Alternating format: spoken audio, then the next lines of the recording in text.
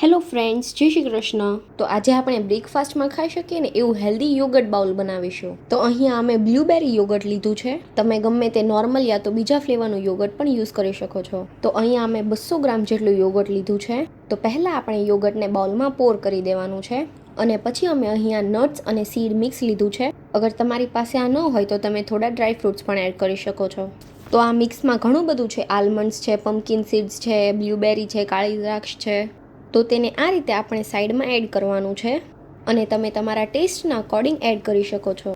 અને પછી મેં અહીંયા લીધી છે અમૂલની fruit and nut dark chocolate. તમે કોઈ પણ ડાર્ક ચોકલેટ લઈ શકો છો. તો ડાર્ક ચોકલેટના થોડા પીસને આપણે આ રીતે મૂકી દેવાના છે. અને પછી યોગર્ટ બાઉલમાં આપણે થોડા કટ કરેલા મેંગો એડ કરીશું. તો મેંગોને થોડા નાના નાના પીસીસમાં મેં કટ કરી લીધા છે. અને તમે જે બી સિઝનલ ફ્રૂટ હોય તે એડ કરી શકો છો. અને છેલ્લે અમે લીધા છે થોડા ચિયા સીડ્સ. અને આ રીતે આપણે ખાલી ચિયા સીડ્સ ઉપરથી એડ કરી દઈશું. તો આ બધી જ વસ્તુ તમને જે રીતે ભાવતી હોય એ રીતે એડ કરી શકો છો. તો અત્યારે મેંગોની સિઝન છે એટલે અમે મેંગો એડ કર્યું છે. અને સ્ટ્રોબેરીની સિઝન હોય તો તમે સ્ટ્રોબેરી પણ એડ કરી શકો છો. તો આ આપણું યોગર્ટ બાઉલ એકદમ ટેસ્ટી અને હેલ્ધી રેડી થઈ ગયું છે. તો તમે બ્રેકફાસ્ટમાં આ ખાઈ શકો છો.